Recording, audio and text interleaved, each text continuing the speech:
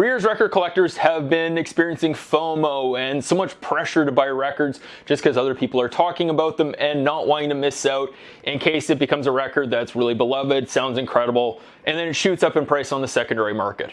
But there's an even weirder, kind of worse problem that's now emerging at this sort of later stage of the vinyl revival. So let's get into it. So every Friday night, this local store of mine, they do a new record drop on their website. So every Friday night, like 6 p.m., 7 p.m., they put like 500 to 1,000 new records that are available in their store. And you can check them out on their website. And oftentimes, if records that are new releases I'm looking for, or stuff that's maybe been repressed, stuff that I've been looking for a long time, pops up on there, I will often order it. They have free delivery once you spend over 70 or 80 bucks. So it's an easy way for me to spend my money, basically. But it ensures that I get records that are in high demand and that I'm able to beat kind of everyone else if it is a title that I'm really looking forward to. Something weird happened this past Friday, though. I'm out having a few drinks. I have my push notifications on my phone for when they post to their website anything new, so I get the notification that they've posted their new inventory for the week. And so I just pull out my phone kind of casually and I start scrolling through their new inventory list, and I'm realizing that I want to buy like every third record. They posted 700 records. Usually when I check these out every Friday, there is at most 1 to 2 titles that I'm like, oh, I need to buy that, and I order them. I sometimes go months and months without purchasing anything. I just like to, as you know, an active member of the vinyl community, know what's going on, know what's out there. I also always watch the new arrival videos that are posted on YouTube as well, and I love that. It just keeps me fresh, lets me know, okay, all right, oh, this got repressed, maybe I should keep an eye out for it, that kind of thing.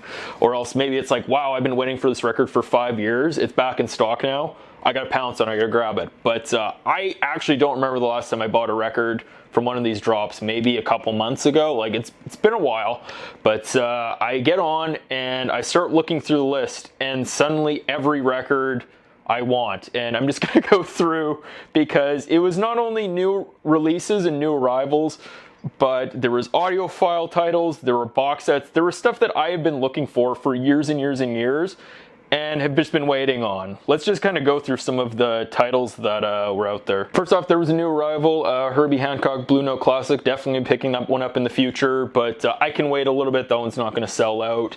I'm a Western Canadian boy.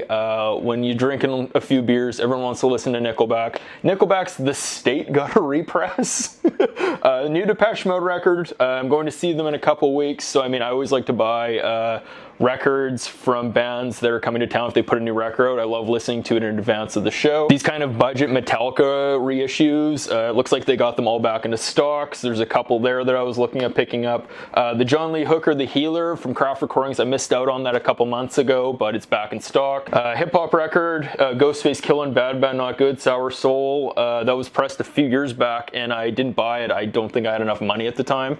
That's back in stock. Benny Carter Jazz Giants Acoustic Sound Series, that's back in stock. I missed out on that one. Muddy Waters Folk Singer Analog Productions 33 RPM. I've missed out on that one a few times and have kicked myself every time. Dave Brubeck Time Out Analog Productions, that was back in stock. Another Nickelback title, All the Right Reasons. AC/DC Power Age, another good one that I don't have. Mitski with Puberty 2, that got a repress. Touch with From Beale Street to Oblivion, I'm going to see them in a couple weeks, love that record. David Bowie's Glastonbury 2000s, that was one of the only records I ever put into my Discogs wanted list, but apparently got a repress, it's back in stock. Bunch of cool Mobile Fidelity titles. Bill Weathers Live at Carnegie Hall Mobile Fidelity, a record that I have wanted for literally years and I have just never had the opportunity to buy for like under $100. Also, other Mobile Fidelity titles, they got both of the Sisters of Mercy, Floodland and First and Last and Always. I love those albums, and I don't own any of them on vinyl, so those would be good to grab as well. And also, something that's very expensive, but apparently came back into stock, but it's the Bruce Springsteen album collection box set, which is like $200. I think it was a 10 record set. Going to see him later in the year. I'd also love to get that to get more familiar with his stuff. I only own a couple of his albums, so this would be a slam dunk to get a bunch of them at a good price, and apparently these sound really good too. So as you can tell, that was a lot of records, and a lot of those were very expensive. Those Analog Productions records are like $65 each. Those Mo-Fi titles titles. The Bill Withers one was like $81. I did the math. If I was to have bought every single one of those records, it would have come in at over $900. A casual Friday night out, just having a few drinks, buying a few records, would have cost me $900 to just buy records that I wanted. And I know that we talk so much about FOMO and record collecting, the fear of missing out. The thing is, more than half of these records I have already missed out on, and they've come back in. So I'm experiencing sort of this new thing, which is, I guess, FOMO-A, fear of missing out again, where I have fully rationalized to myself, the second this record comes back into stock, I'm buying it. And there was like 8 of them, and it would have, that was like my rent money for the month would just go to records, because I don't want to miss out again, because I'm going to have to wait another year or whatever until it gets repressed again. And this is such a weird kind of problem that's happening, and very unique to right now in the vinyl community, where pressing plants have ramped up so much. Labels have become so much more sophisticated and smart, where they know, okay, this is what's selling for a lot of money in the secondary market. Can we repress it? Can we make more of them? And pressing plants are working around the clock to churn out records.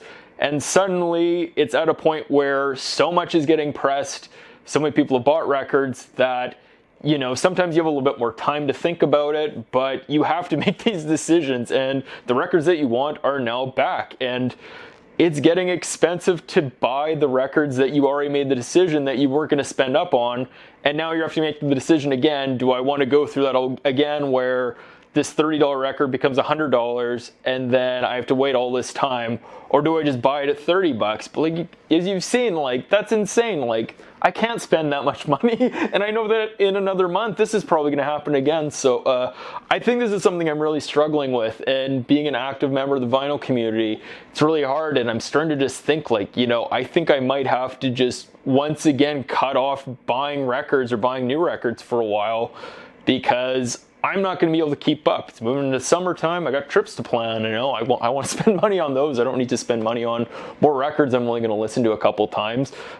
Just because they were titles that I've wanted for a long time doesn't mean that I necessarily need to buy them. But it's hard. It's really hard. I mean, some of these are titles I've wanted for years, and the opportunity's coming to buy them. And for example, it was Friday when I saw that list. Today it's Sunday that I'm filming this. I went back, like half of those titles are gone now. The Bill Withers is gone, the Bruce Springsteen box set gone. So I'm now, next time I see those come into stock, I am going to be like, oh my God, there's going to be so much urgency to buy them. But again, that's a lot of money. So I mean, how do you feel about this? Like, I'm really struggling with this kind of balance between what do I need to buy now, what can I wait on, what's worth spending the money, and at what point do I just have to give up and say, you know what, that's enough record buying for now, let's move on. So interesting to hear what your thoughts are on this. Thanks so much for watching. Have a great day.